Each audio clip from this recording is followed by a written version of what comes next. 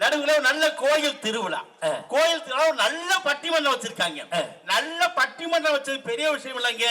நாடறிந்த நல்ல நடுவர் உங்களை கூப்பிட்டுருக்காங்க. நாடறிந்த நல்ல நடுவர் உங்களை கூப்பிட்டது இல்ல, மக்களுக்கு தேவையான ஒரு நல்ல தலைப்பு ஒண்ணு கொடுத்திருக்காங்க. ஆமா, என்ன தலைப்பு கொடுத்திருக்காங்க?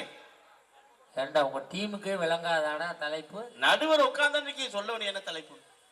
குடும்பத்தின் மகிழ்ச்சியை தீர்மானிப்பது பெற்ற தாயா கட்டிய மனைவியா? ரொம்ப சிம்பிளா கேட்டிருக்காங்க. ஒரு குடும்பத்துல ஒரு பொண்டாட்டி வந்த பிறகு அந்த குடும்பம் விளங்குமா விளங்காதான்னு கேட்டிருக்காங்க. அம்மா கூட இருக்கப்ப ஒரு குடும்பம் விளங்குமா, பொண்டாட்டி வந்த பிறகு ஒரு குடும்பம் விளங்குமா, ரொம்ப ஈஸியா கேட்டிருக்காங்க. நான் என்ன சொல்றேன், பொண்டாட்டி வந்த பிறகு ஒரு குடும்பம் விளங்கி இருந்தா நான் ஏன் சார் இங்க வர்றேன்? ஒருவேளை பொண்டாட்டி வந்த பிறகு குடும்பத்துல சந்தோஷம் தான் நான் ஏன் சார் இங்க வர்றேன்? இப்ப நானா பட்டிமன்றம் பேசி நாளைக்கு நாடு வல்லரசாக போகுதோ, இல்ல பட்டிமன்றம் பேசி நாளைக்கு பெட்ரோல் விலை குறைய போகுது சார், ஒண்ணு வேணாங்க, இந்த மைக்கு வாங்குறோம், வேணும்னா வச்சுக்கிறேன், வேண்டாட்டி வித்து. இந்த டேபிள் வாங்கி இருக்கோம், வேணும்னா வச்சுக்கிறோம், வேண்டாட்டி வித்து போறோம். இந்த பேடு வாங்கி இருக்கோங்க, வேணும்னா வச்சுக்கிறோம், வேண்டாட்டி வித்து போறோம். ஆனா எந்த பொருள் வேணாலும் வேணும்னா வச்சுக்கிறோம், வேண்டாட்டி வித்து போறோம். ஆனா தெரிஞ்சோ தெரியாமையோ ஒரு பொண்டாட்டி கழுத்துல மூணே முடிச்ச போட்டுவிட்டு ஒரே பொண்டாட்டி கூட குடும்பம் நடத்துறமே, இந்த வாழ்க்கை எப்படி சார் சந்தோஷம் வாழ்க்கை? கையை தட்டி விடுங்க. சரியான கேள்வியா? எவ்வளவு கஷ்டங்க சார். ஒண்ணு வேணாம் சார், நம்ம வீட்டுல ஆடு வளர்க்கிறமே, ஆடு, அந்த ஆட்டுக்கு சுகர் இருக்கா? இல்ல. நம்ம வீட்டுல மாடு வளர்க்கிற மாடு, அந்த மாட்டுக்கு சுகர் இருக்கா, பிபி இருக்கா, பிரஷர் இருக்கா, ஏதாவது இருக்கா? இல்ல. ஒண்ணு வேணாம் சார், இங்க வந்து போச்சா நாய், அந்த நாய்க்கு சுகர் இருக்கா, பிபி இருக்கா, பிரஷர் இருக்கா, ஏதாவது இருக்கா? இல்ல. ஆனா மனுஷன் நமக்கு மட்டும் சுகர் இருக்கு, பிபி இருக்கு, பிரஷர் இருக்கு, எல்லா வியாதி இருக்கு. ஏன்? ஏன்? ஏன்னா அதுக்கெல்லாம் பொண்டாட்டி இல்ல. இல்ல, நமக்கு பொண்டாட்டி இருக்கு. அதுக்கெல்லாம் ஒரு பொண்டாட்டி இல்ல, அதனால இல்ல. நடுவர்கள் பொண்டாட்டி வந்தால மனுஷனுக்கு அவ்வளவு கஷ்டம் வந்து.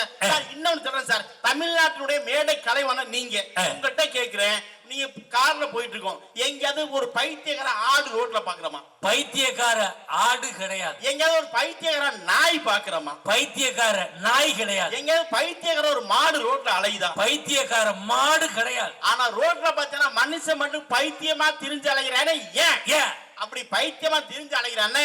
அவனை பார்த்து நீ எப்படா பைத்தியம் கேளுங்களே, ஒண்ணு அவன் காதலிச்சு பைத்தியமா இருப்பான், இல்லாட்டி யாராவது கல்யாணம் பண்ணி தான் பைத்தியமா. கரெக்ட். வாழ்க்கையில பொண்டாட்டி வந்த பிறகு இவள கஷ்டம் வருது. பொண்டாட்டி வந்த பிறகு வீதியில எப்படி அலைவான் தெரியுமா? எப்படி அலைவான்? எப்படி? ஆசை வச்ச அம்பொல்லன்னா ஆண்டியா அலைகிறேன், அருமகள் ஒண்ணு எண்ணி தெருவுல தீரையே நடந்ததெல்லாம் தெய்வம் செஞ்ச சோதனை, நீ மட்டும் மனசு வச்சா திங்கு விடு வேதனை, நான் மட்டும் இல்லை சன்னியாசம் போயிருப்பா, அசிந்த ராமேஸ்வர பாவி கட்டி அடைஞ்சிருப்பா, மங்களத்தை பெற்றவனே உன் மனச மாத்திக்கிறா, மங்களத்தை பெற்றவனே உன் மனச மாத்திக்கிறா. கதை தைக்குள்ளமே, ஆமா தைக்குள்ளமே, அதை கேட்டா தாண்டம்மா உங்க மனமே, ஆமா உங்க மனமே. எங்க ஊரு பொண்ண நம்பி என் மனச தொடர்ந்து வச்சேன், சேர்ந்திருந்த சாதி சடம் அத்தனையும் மறந்து வந்தேன், கதைய கேட்டு தாய்க்குள்ளமே, ஆனா தாய்க்குள்ளமே. நடுவிலே வாழ்க்கையில அம்மா கூட இருக்கிறப்ப எந்த ஒரு மனுஷனும் வீதிக்கு வந்து அலையிறது இல்லைங்க. ஆனா வாழ்க்கையில பொண்டாட்டி ஒருத்தி வந்த பிறகு ஒரு மனுஷன் வீதிக்கு வரனே, இந்த மனைவி எப்படி சார் குடும்பத்தின் மகிழ்ச்சிக்கு காரணம் சொல்ல முடியும் சார்? ஒண்ணு வேண்டாம், எங்க கௌதமி வந்தாங்களே சார், அவங்கள்ட்ட ஆயிரக்கணக்கான கேள்வி கேட்டாங்களே. அறிவு சார்ந்த மக்கள் இருக்காங்க, படித்த மக்கள் இருக்காங்க, பண்பாடான மக்கள் இருக்காங்களே. இந்த மக்கள் சார்பா நான் உங்கள்ட்ட ரெண்டு கேள்வி கேட்காட்டி இந்த மக்கள் நம்மளை பத்தி என்ன நினைப்பாங்க? கேள்வி அறிவு சார்ந்த மக்கள் சார்பா கேட்கவா? ரொம்ப ஈஸியான கேள்வி கேட்க, ரொம்ப கஷ்டமான கேள்வி கேட்க, உனக்கு தெரிஞ்ச கேள்வியா கேளு. ஒண்ணு வேணாம் சார், என்ன மாதிரி ஒரு அடங்காத பையன், உன்னே பாதி ஒரு அடங்காத பையன், அடங்காத பையன். நம்ம டீச்சர் இருக்காங்கல்ல, எந்த டீச்சர் சொல்ற? அந்த லாஸ்ட் டீச்சர், அந்த டீச்சர் மாதிரி ஒரு அழகான பொண்ணு. அழகான பொண்ணு. இப்ப என்ன மாதிரி? அடங்காத பையன். அந்த டீச்சர் மாதிரி அழகான பொண்ணு. அடங்காத பயலுக்கும் அழகான பொண்ணுக்கும் என்ன வித்தியாசம்? அது முடிய பின்னாடி வச்சிருக்கு, நீ முடிய முன்னாடி வச்சிருக்க. ஏங்க இது ஒரு நடுவர் சொல்ற பதிலாங்க. ஆனா அடங்காத பயலுக்கும் அழகான பொண்ணுங்க சொன்னா என்னுடைய ஒட்டுமொத்த தாய் தமிழ் உறவுகளும் அரங்கம் முழுங்க கைதுடுவாங்க தெரியுமா? அடங்காத பையனுக்கும் அழகான பொண்ணுக்கு என்ன தெரியுமா? அடங்காத பையன் ஊரை சுத்துவான், ஆனா அழகான பொண்ண ஊரே சுத்து கடையில சுத்தி விட்டு போயிடும், போலீஸ் ஸ்டேஷன்ல பிடிச்சுக்கிட்டு தெரியுமா சார்? அதை விட ஈஸி சார். ஒரு கேணி இருக்கு, கேணி, ஒரு கிணறு. கேணியா கிணறா? கிணறுக்கு என்ன சார் வித்தியாசம்? மேல கட்டி இருந்தாங்கன்னா அதுக்கு பேரு கிணறு. சரிங்க. தந்தரையில இருந்துச்சுன்னா அதுக்கு பேரு கேணி. சரி, கேணி, கேணி, ஓகேவா? கேணி. அந்த கேணிக்குள்ள 10 தவளை இருக்கு. எத்தனை தவளை இருக்கு? 10 தவளை. அதுல ஒரு 5 தவளை செத்து போச்சு. மிச்சம் எத்தனை தவளை உள்ள இருக்கும்? 5. எங்க 10 தவளை உள்ளதானங்க இருக்கும். நானே மோசமான ஆளு. என்ன சார்? நீ கிரிமினல் நடுவரை கூட பார்த்திருப்ப. ஆமாங்க, நான் கெட்ட கிரிமினல் நடுவர். அது தெரியும். நான் பொறுமையா போய்கிட்டு இருக்கேன். சரிங்க. இது மாதிரி கேள்வி கேட்டு நீனே மாட்டிக்கிறாத, ஒழுங்கா பேசிட்டு ஓடிடு. சரி, ஒண்ணு வேணாங்க. நான் என்ன கேட்கிறேன், இந்த அறிவு சார்ந்த மக்களுக்கு, இந்த மக்கள் சபை கேட்கிறேங்க, இந்த உலகத்திலே சிறந்த நண்பர்கள்னா யாருங்க? நானும் இளமோகனும். சார், அதை விட சிறந்த நண்பர்கள்? நானும் நம்ம உமானாத்தம். சார், அதை விட சிறந்த நண்பர்கள்? நானும் என் மாப்பிள்ளையும். நடுவர்களே, நீங்க சொன்னது நண்பர்கள், ஆனா அந்த உலகத்தின் சிறந்த நண்பர்கள் யாருன்னு சொன்னா என்னுடைய ஒட்டுமொத்த உறவுகளும் ஜோரா கைத்திட்டாங்க. இந்த உலகத்திலே சிறந்த நண்பர் யார் தெரியுமா? நம்ம 2 கண்ணும் மட்டும்தான் சார் உலகத்திலே சிறந்த நண்பர்கள். எப்படி சொல்ற? ஏன்னா எதை பார்த்தாலும் 2 கண்ணும் ஒன்னாவே பார்க்கும். கரெக்ட். மூடுனாலும் 2 கண்ணும் ஒன்னாவே மூடும். திறந்தாலும் 2 கண்ணும் ஒன்னாவே திறக்கும். அழுதாலும் 2 கண்ணும் ஒன்னாவே அழும். இப்படி எதை செஞ்சாலும் ஒன்னாவே செய்யற இந்த 2 கண்ணும் நம்ம டீச்சர் மாதிரி ஒரு அழகான பொம்பளை பிள்ளைய பார்த்தா அந்த 2 கண்ணுல ஒரு கண்ணு மட்டும்தான் டபக்குன்னு அடிக்கும். ஆமாடா, நேத்து நான் புல்லட்ல போனேன். சரி. ஒரு கடைக்கு முன்னாடி நிப்பாட்டினேன். சரி. ஒரு லேடி ஸ்கூட்டில வந்தது.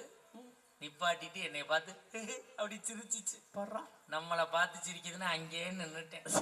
அது கடையில போய் ஜாமாங்கெல்லாம் வாங்கிட்டு வந்து மறுபடியும் ஸ்கூட்டி எடுக்கல, என்னைய பார்த்து அப்படிடுச்சு. சரி. நான் 2 ஸ்டெப்பு தான் எடுத்து வச்சேன்னு சொன்னிச்சு பாரு.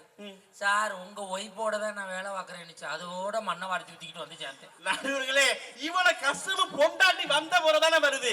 பொண்டாட்டி வராம இருந்தா உங்களுக்கு கஷ்டம் வந்திருக்குமா? சந்தோஷமா இருக்கல சார்? ஒண்ணு வேண்டாங்க, நான் உலகத்தை கேட்கிறேங்க. கல்யாணத்துக்கு முன்னாடி ஒரு தாய் பாத்தீங்கன்னா 4-5 பிள்ளைகளை பெத்து ஒன்னா வளர்க்கிறாங்க. ஒரு குடும்பத்தில் இருக்கீங்க. இப்ப எங்க வீட்டுல இருக்கீங்களே, எங்க வீட்டுல நாங்க அண்ணன் தம்பி 4 பேர். எத்தனை பேரு? 4 பேர். 4 பேர் சார். எங்க பசங்க கல்யாணம் பண்ணோம். எங்க அண்ணன் மண்டி வந்தா குடும்பத்தை 2ஆ பிரிச்சாங்க. அதுக்கு அந்த கல்யாணம் பண்ணோம், குடும்பம் 3ஆ போச்சு. அதுக்கு அந்த கல்யாணம் பண்ணோம், குடும்பம் 4ஆ போச்சுங்க. நான் தான் கடைசி தம்பி. என்னை கல்யாணம் பண்ணோம். நாங்க 4 பேரும் 4 பக்கம் போயிட்டோம். என்ன பெத்த எங்க ஆத்தாலும் அப்பனு நடுத்தேறி போயிட்டாங்களே.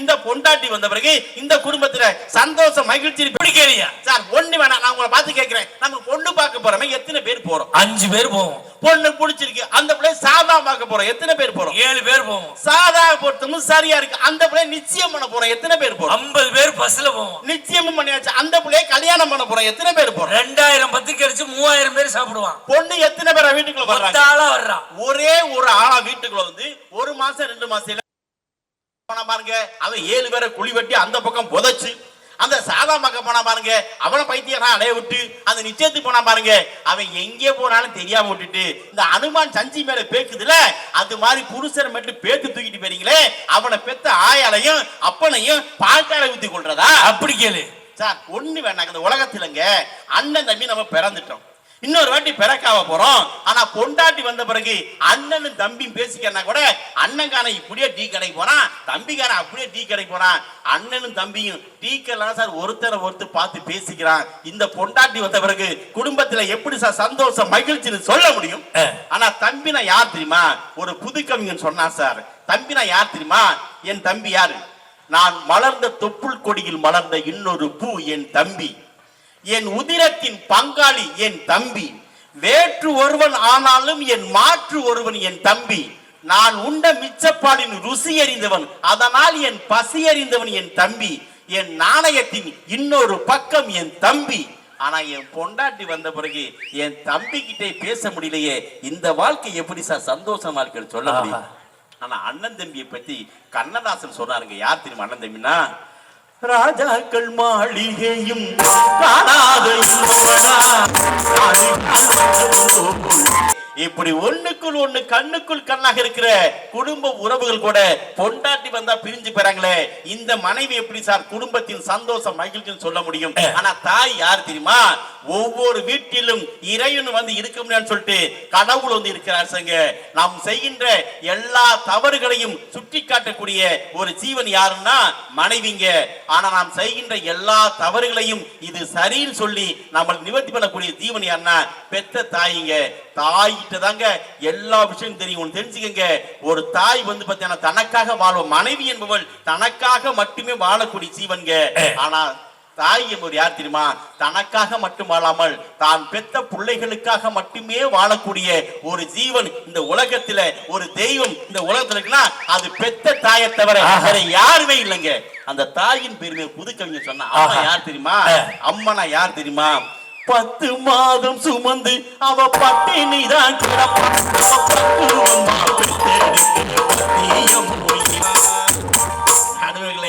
தான் பெத்த புள்ள கொஞ்சம் ஓவர் ஆடினா கூட அவனை கூப்பிட்டு பக்கத்துல உட்காரச்சு ஒருவேளை தன் மடியில படுக்க வச்சுட்டு, நீ தப்பான வழியில போறடா, இந்த இடத்துக்கு போனா நீ மட்டும் இல்ல நம்ம குடும்பம் கூட நாளைக்கு நடுத்தருக்கு வரும்னு சொல்லக்கூடிய ஒரு ஜீவன் இந்த உலகத்தில் இருக்குன்னா அது தாயை தவிர வேற யாருமே இருக்க முடியாது சார். ஆனா எனக்கு பாத்தீங்கன்னா அறிவு சார்ந்த மக்கள் இருக்காங்க, ரொம்ப அழகா ரசிக்கிறாங்களே. இவங்க மசாலா கேட்கிறேன், நீங்க என்ன படிச்சிருக்கீங்க? MA, MEd, MPhil. சும்மா பொய் அழிவிடக்கூடாது. அதுக்காக சர்டிபிகேட் கொண்டு வர முடியும்? எங்க யாராவது எம்ஏ, எம்எட், எம்பில படிச்சுட்டு பட்டிமன்றம் நடுவரா வருவாங்களாங்க? படிச்சவன் நடுவரா வந்த வரைக்கும் இந்த பட்டிமன்றத்திலும் பிரச்சனை இல்லை. வெறும் பாடுறவங்க எல்லாம் வந்துதான் பட்டிமன்றத்துக்கு எடுத்து விட்டாங்க. சூப்பருங்க சூப்பருங்க. நடுவர்களே, உண்மையிலேயே 3 டிகிரி படித்த ஒரு நடுவர் நம்ம ஊருக்கு வந்திருக்காரு. அவருக்காக ஜோர கை தட்டுங்களேன் சார். சரி, நீங்க இவ்வளவு படிச்சிருக்கீங்களே, இப்ப பாருங்க பாட்ட இவ்வளவு படிச்சிருக்கீங்களே, நான் உங்களை பார்த்து கேட்கிறேன், ஆங்கிலத்துல மொத்த எழுத்துக்கள் எத்தனை? நான் என்ன பால்வாடி வாத்தியாராடா? இவ்வளவு படிச்சிருக்கேன், அறிவு சார்ந்த மக்கள். மொத்த எழுத்து 26. ஏபிசி மொத்தம் 27 எழுத்து. சார் ஜோர கை தட்டுங்க சார். நான் நிறைய நடுவருக்கு அதுவே தெரியாம இருக்கு, ஆனா நம்ம அது தெரியுது. சரி, ஆங்கில எழுத்துக்கள் 26 தெரியுது இல்ல? அந்த ஆங்கில எழுத்துக்கள் 26ல ஆங்கில உயிரெழுத்துக்கள் மொத்தம் எத்தனை? ஆங்கில உயிரெழுத்துக்கள் வவல்ஸ். வவல்ஸ் எத்தனை? ஷார்ட் வவல்ஸா லாங் வவல்ஸா? ஷார்ட் வவல் சொல்லுங்களேன். 5. என்னென்ன? ஏ, E, I, O, you. Sir ஜோரா கை தட்டுங்க சார். சார் ப்ளீஸ் தட்டுங்க சார். ஏன்னா நடுவருக்கு ஆங்கில எழுத்துக்கள் 26 தெரியுது, அதுல ஆங்கில உயிரெழுத்துக்கள் வவல்ஸ் 5 தெரியுது. என்னென்ன சொல்லுங்க ஒரு வாட்டி. இது கூட தெரியாத நடுவர்கிட்ட நீ நிறைய பேர் இருக்கிறாங்க sir. A, E, I, O, U. சரி, ஓகே. இங்க பாருங்க, ஆங்கில மொத்தம் 5ங்க. ஏ, இ, ஐ, ஓ, தான் ஆங்கில உயிரெழுத்துங்க. இந்த 5 உயிரெழுத்துல தாங்க இந்த உலகத்தில் இருக்கக்கூடிய எல்லா மனைவி பேருமே முடியும்.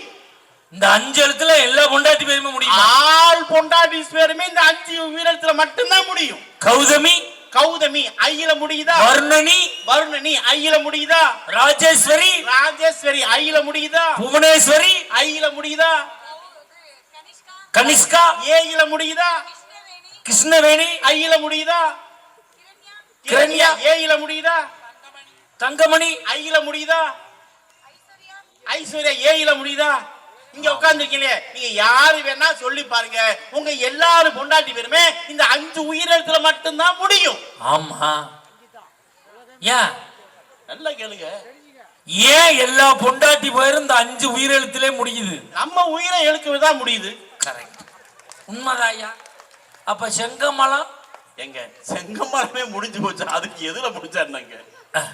ஒண்ணு தெரிஞ்சுக்கங்க, இந்த உலகத்துலங்க அம்மா வந்து தெய்வங்க. ஆனா ஒண்ணு தெரிஞ்சுக்கல, அம்மா வந்து ஒரு நாளும் பேராசையே பட மாட்டா. ஆனா பொண்டாட்டி பார்த்தீங்கன்னா அளவுக்கு அதிகமான பேராசைப்படுவாங்க. எங்க அம்மா யாரு வீட்டுல என்ன வாங்கினாடா நம்ம சந்தோஷமா இருந்தா போதுன்னு சொல்லக்கூடிய ஜீவன் அம்மா. ஆனா இந்த பொண்டாட்டிக்காரி எதிர்த்த வீட்டுல என்ன வாங்கினா அது வாங்கணுங்கிறா சார். கரெக்ட். பாத்தியெல்லாம் போன மாசம் வந்துச்சுங்களே, என் தங்கச்சி வீட்டுல கோயில் திருவிழா. யாரு வீட்டுல திருவிழா? உன் தங்கச்சி வீட்டுல. என் தங்கச்சி வீட்டுல திருவிழாங்க. என் பொண்டாட்டி பாத்தீங்கன்னா திடீர்னு என்னால போக முடியல. என் பொண்டாட்டிக்காரி போனா போய் பார்த்தா 1 வாரம் அங்க இருந்துட்டுங்க, கறி முட்டை மீன் எல்லாம் ஆக்கி அடிச்சு தின்னு விட்டு அங்கேருந்து டிப்பர் பாக்ஸ்ல கட்டியாந்து வீட்டுல வச்சு சூடு காட்டி 1 வாரம் தின்ன. தின்னல்ல. போன மாசம் பாத்தீங்கன்னா போன வாரத்துல அவ தங்கச்சி விட்ட திருவிழா. நியாயப்படி என்ன சார் சொல்லணும்?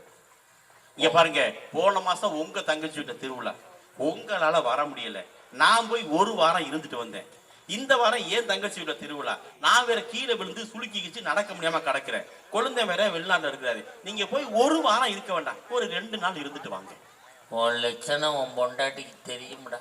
சொல்லணுமா சொல்ல வேண்டாம்? அதான் உன்னை அனுப்பல. அதை விடுங்க சார். எதிர்த்த வீட்டுல எது வாங்கலாம் ஏங்க எவ்வளவு சொல்றா? ஏங்க எதிர்த்த வீட்டுக்கார மிக்சி வாங்கிட்டாங்க, நம்ம வீட்டுக்கு வாங்கன்னு சொல்றான். ஏங்க எதிர்த்த வீட்டுல கிரைண்டர் வாங்கியாச்சுங்க, நம்ம வீட்டுக்கு வாங்கன்னு சொல்றான். ஏங்க எதிர்த்த வீட்டுல பாத்தீங்கன்னா ஏசி வச்சுட்டாங்க, நம்ம வீட்டுக்கு வைக்கன்னு சொல்ற பொண்டாட்டி. ஏங்க எதிர்த்த வீட்டுக்கார 2 கல்யாணம் பண்ண, நீங்களும் பண்ணுங்க. சொல்லணுமா சொல்ல வேண்டாமா? இப்ப தெரியுதா உன்னை ஏன்டா அங்க அனுப்பலைன்னு? எவ்வளவு லட்சணம் தெரிஞ்சு உண்மையிலே பொண்டாட்டினா போட்டி போடுறான். ஏன் பொண்டாட்டி தான் எடுத்த வீட்டுக்கார ஸ்கூட்டி வாங்கினா நீனு வாங்கு, அவ கார் வாங்கினா நீனு வாங்கு, அவ டிவி வாங்கினா நீனு வாங்கு. போன வாரம் எடுத்த வீட்டுக்காருக்கு கருப்பை போய் ஆபரேஷன் பண்ணிருக்கு, இவ்வளவு பண்ண சொல்றாயா? ஏன்டின்னு கேட்குற, அவளை பழம் வாங்கிட்டு எல்லாரும் பார்க்க வர ஆளுக்கு எனக்கும் பண்ணி விடு, என்னையும் 4 பேர் பார்த்துட்டு போகட்டும். சார் இந்த நாட்டுல சார் ஒண்ணு தெரிஞ்சுக்கங்க, ஆண்களுக்கு ஒரு சட்டம், பெண்களுக்கு ஒரு சட்டம் இருக்கு சார். பெண்கள் இருக்காங்களே அவங்களுக்கு பிறந்த வீடு இருக்கு, அதே மாதிரி புகுந்த வீடு இருக்கு. 2 வீடு இருக்குல்ல. நம்ம ஆம்பளைக்கு எத்தனை வீடு இருக்கு? ஒரே வீடு தான் இருக்கு. நம்ம என்ன பண்றோம் பாத்தீங்கன்னா, ஒரு சின்ன வீடு வச்சுக்கிறோம். ஆனா பாத்தீங்கன்னா பெண்கள்லாம் சின்ன வீடு வச்சிருக்கான் அப்படின்னு சொல்றாங்களே. நான் சொல்றேன், மேடை கலைவாணர் இருக்கு, மேடை சொல்றேன், இனிமேலுக்கு யாரும் அதை சின்ன வீடுன்னு சொல்லக்கூடாது. பேரை மாத்திட்டாங்களே. அது பேர் நம்ம மாத்துறோம், இந்த மேடையில மாத்துறோம். எப்படி மாத்துறோம்? என்ன மாத்துறோம்? இந்த பாருங்க, ஆம்பளை சின்ன வீடு வச்சிருக்கான், சின்ன வீடு சொல்லக்கூடாது. சின்ன வீட்டுக்கு இன்னைக்கு நம்ம பேர் மாத்துறோம். எப்படி மாத்துறோம்னா, அது சின்ன வீடு இல்ல, மனைவியால் ஏற்பட்ட மனக்காயத்திற்கு சொல்லுங்க, மனைவியால் ஏற்பட்ட மனக்காயத்திற்கு மருந்து போடும் மருத்துவமனை. சின்ன வீடு வேற ஹாஸ்பிட்டலுக்கு போறோம். ஏங்க ஒரு ஹாஸ்பிட்டல் போறோம், அங்க ட்ரீட்மெண்ட் எடுக்கிறோம், சரியாகல வேற ஹாஸ்பிட்டல் போறோமா இல்லையா? அதோட பெரிய ஹாஸ்பிட்டல் போறோம், கடைசியா சுடுகாட்டுக்கு போவோம். நல்ல ஹாஸ்பிட்டல் பார்த்துட்டு ஆஸ்பத்திரி சரியில்லைன்னா அடுத்த ஹாஸ்பிட்டல் போறோம், அடுத்த ஆஸ்பத்திரி சரியில்லைன்னா அடுத்த ஹாஸ்பிட்டல் போறோம். நீங்க பேசாம நீங்க மேல போயிட வேண்டியதானே? ஏன் சார், வாழ்க்கையில காசு தான் சார் செலவாங்க ஹாஸ்பிட்டல் போனா, ஆனா நிம்மதி கிடைக்கும்ல பிரின்ஸ். சார் அதை விடுங்க. நான் என்ன சொல்றேன், இந்த பெண்கள் இருக்காங்களே, அறிவு சார்ந்த மக்கள் இருக்காங்க, இந்த மக்கள் சார்பா சொல்றேன், பெண்கள் எல்லா வேலையும் பாக்குறாங்க. என்ன வேலை பாக்குறாங்க? பட்டிமன்ற நடுவரா இருக்காங்க, பட்டிமன்ற பேச்சரா இருக்காங்க, காரு ஓட்டுறாங்க, பிளைட் ஓட்டுறாங்க, ஏரோப்ளேன் ஓட்டுறாங்க. இந்த உலகத்துல எல்லா வேலையுமே பாக்குற பெண்கள் ஒரே ஒரு வேலையை மட்டும் அரசாங்கம் கூட அந்த பெண்கள் அந்த வேலைக்கு சேர்க்கல. அது என்ன வேலை? மேடை கலைவாணர் சொல்லுங்க. பெண்களே வேலை பார்க்காத கவர்மெண்ட் ஜாப். ஆமா, என்ன வேலை சொல்லுங்க பாப்போம். என்ன வேலை சொல்லுங்க? டாஸ்மார்க்லாம் அதெல்லாம் பெங்களூர்ல ஊத்தி கொடுக்குறாளுங்க பப்புல. பெண்களே வேலை பார்க்காத கவர்மெண்ட் ஜாப் என்ன சொல்லுங்க பாப்போம். சொல்லுங்க, என்ன வேலை? நீ சொல்லு. என்ன வேலை தெரியுமா? இந்த ஃபயர் சர்வீஸ் இருக்குல்ல, அதுல மட்டும் பாத்தீங்கன்னா இன்னும் பெண்களை வேலைக்கு சேர்க்கவே இல்லை. ஏன்னா அதுங்களுக்கு பத்த வைக்கத்தான் தெரியும், அணைக்க தெரியாது. அது உண்மைதான். இப்போ ஃபயர் சர்வீஸ்ல போன் கால் வந்துச்சுன்னு வச்சுக்கோங்க, 2 செகண்ட்ல எந்திரிச்சு 3 நிமிஷத்துல ட்ரெஸ் மாத்தி 5 நிமிஷத்துல அணைக்க போகணும். ஆமா, இது கிளம்பி போறதுக்குள்ள அங்கே தீ பிடிச்சது எரிஞ்சு சாம்பலா போயிடும். போய் அள்ளி பூசிக்கிட்டு தான் வரலாம். அதனாலதான் இதுகளை சேர்க்கல. எவ்வளவு கொடுமை சார். ஒண்ணு தெரிஞ்சுக்கங்க, என்னைக்காவது பெத்த தாய் தான் பிள்ளைய சந்தேகப்பட்டிருக்கா? ஆனா எல்லா பொண்டாட்டியும் புருஷனை சந்தேகப்படுறாங்க. ஒண்ணு தெரிஞ்சுங்க, போன வாரம் பார்த்தீங்கன்னா என் பொண்டாட்டிக்கு முடியல. திடீர்னு பார்த்தீங்கன்னா எங்க ஊர்ல ஒரு பெரிய மனுஷன் இருக்காருங்க, அவர்கிட்ட கொஞ்சம் வட்டிக்கு பணம் வாங்கினா ஒரு 5 வட்டிக்கு கொடுக்குறாரு. நம்ம கொடுத்து வச்சதை வாங்கித்தானே ஆகணும். 5 வட்டிக்கு காசு வாங்கிங்க. ஒண்ணு தெரிஞ்சுங்க, அம்மாவுக்கு முடியாட்டி அம்மா என்ன சொல்ல தெரியுமா? டேய், ஏன்டா காசை செலவு பண்ற? 10 ரூபா காசை கொடுத்து ஒரு செட்டு மாத்திரை வாங்கி அந்த குறா நான் சாப்பிட்டு நிம்மதியா படுத்துங்கன்னு சொல்லுவா. ஆனா பொண்டாட்டிக்காரி மட்டும் நம்ம எங்கேயாவது கந்து வட்டிக்காவது காசு வாங்கி அதை கொண்டு ஹாஸ்பிட்டல் கண்ணா தான் நிம்மதி இருக்கும், மகிழ்ச்சி இருக்கும், நமக்கு சோறு கிடைக்கும். இப்ப பொண்டாட்டி கூடி தஞ்சாவூர் ஹாஸ்பிட்டல் போறாங்க, போய் பார்த்தா பிளட் டெஸ்ட், யூரின் டெஸ்ட், அந்த டெஸ்ட், இந்த டெஸ்ட், எல்லா டெஸ்டும் எடுத்து முடிச்சுட்டு இப்ப நான் தஞ்சாவூர்ல இருந்து புதுக்கோட்டைக்கு வரேன். தஞ்சாவூர் புது பஸ் ஸ்டாண்ட்ல இங்க நிக்கிறேன். இங்க இல்ல, தஞ்சாவூர் புது பஸ் ஸ்டாண்ட் பக்கத்துல என் பொண்டாட்டி நிக்கிறேன். என் கெட்ட காலம் பாருங்க. அந்த நேரம் பார்த்து என் கூட படிச்ச புள்ள ஒட்டி வந்தான்.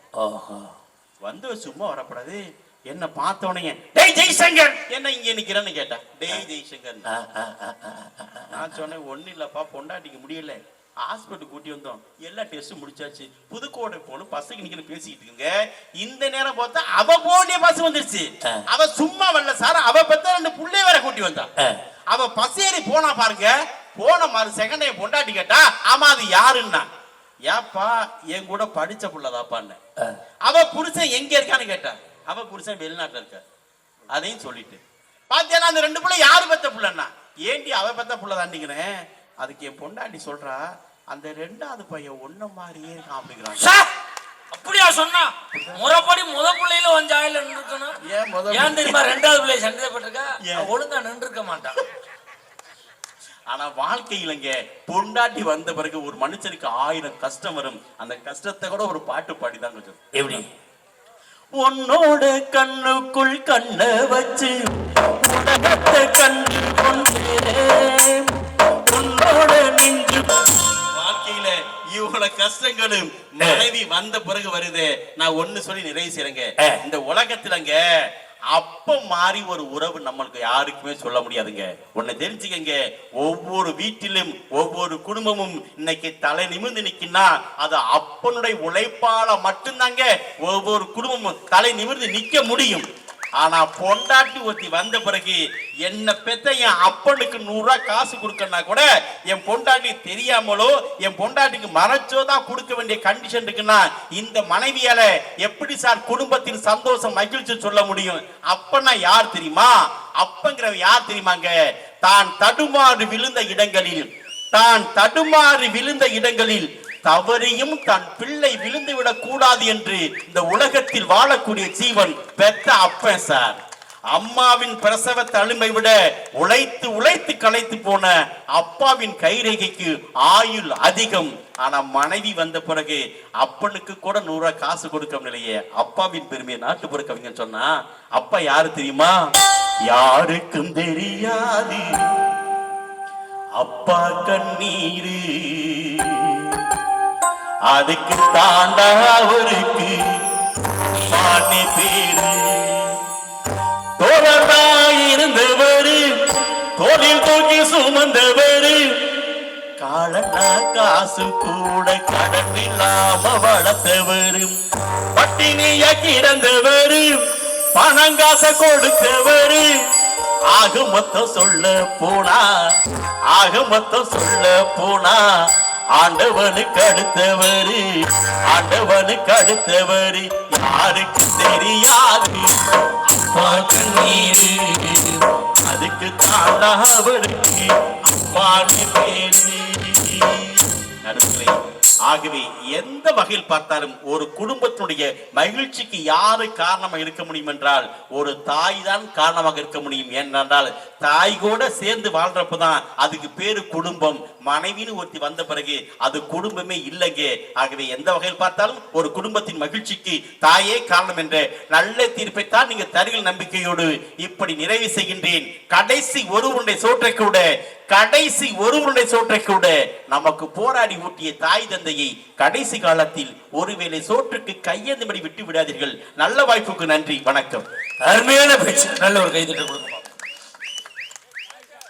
உண்மையிலே தந்தையை பத்தி ரொம்ப பெருமையா சொன்னார். உண்மையிலே உறவுகளே, இன்று நான் மேடையிலே வியர்வை சிந்தாமல் இருக்கிறேன் என்று சொன்னால் ஒரு காலத்தில் என் அப்பன் சிந்திய வியர்வையால் இன்னைக்கு வியர்வை சிந்தாமல் இருக்கு. அந்த அப்பாவுக்கு பொண்டாட்டி தெரியாம தான் 10 ரூபா காசு கொடுக்க வேண்டியது இருக்கு. அவளுக்கு தெரிகிற மாதிரி ஒரு 100 ரூபாய் கொடுங்க, நீங்க உசுரோட வர முடியாது. 100 ரூபாய் கொடுத்துட்டு மட்டும் வாங்க. என்ன ஒப்பனுக்கே யாத்துற நொன்னம் கொடுத்தானா, உன் தம்பி கொடுத்தானா, நீ வர 500 தாழ்ற. இதே பொண்டாட்டியோட சொந்தக்காரங்க வரட்டும், ஆட்டை அடிக்கிறா, மாட்டை அடிக்கிறா, கோழி அடிக்கிறா, அசந்தா எண்ணெயும் போட்டு அடிக்கிறா. ஏன் சொந்தக்காரங்க வர்றாங்கன்னா கோடால் திருத்து பூசிக்கிட்டு குதிரை குப்பர் அடிச்சு படுத்தாங்க. பொண்டாட்டி சாதாரணமாக நினைக்காதீங்க. அதுக்காக நான் மனைவியை கேலி பண்ணுறேன்னு நினைக்காதீங்க. நான் திருமணம் முடிக்கும் போது 25 வருடத்துக்கு முன்னாடி நான் ஒரு பெரிய விவசாய குடும்பத்தை சேர்ந்தவன். என் டிராக்டர் சொசைட்டியில் லோனில் இருந்துச்சு. என்னோட சொத்துல 20 ஏக்கர் சொத்து சொசைட்டியில் லோனில் இருந்துச்சு. ஏன் சார், என் வீடு கூட சொசைட்டியில் லோன்ல இருந்துச்சு. என் மனைவி வந்த பிறகுதான் நான் இன்று நிம்மதியாக இருக்கிறேன். ஒரு தடவை கைதிட்டு கொடுக்க. எல்லா லோனும் முடியல. டிராக்டர் சொசைட்டிக்காரன் எடுத்துக்கிட்டு போயிட்டான். 20 ஏக்கர் சொத்தை அவன் எம்மோடி பண்ணிக்கிட்டான். வீட்டை காலி பண்ணி அதில் சொசைட்டி வச்சுனா நான் வாடகை வீட்டில் இருந்துக்கிட்டு எங்கே தள்ளுது. பரவாயில்லண்ணே அண்ணே, 12 மணி நேரம் தாங்குதுண்ணே. என்னதான் வச்சிருக்கேன் அவ்வளோ இருக்கு. ஏதோ அப்பப்போ எடுத்ததோ அவசர உப்பலாக இருக்கு. ஏதோ இருக்குன்னு நினைக்கிறேன் கொஞ்சம் கொஞ்சம். சரி சரி சரி. இப்பொழுது இந்த பட்டிமன்றத்தினுடைய நிறைவு பேச்சாளர், நிறைவான பேச்சாளர் அருமை சகோதரி நாகப்பட்டினம் வருணனி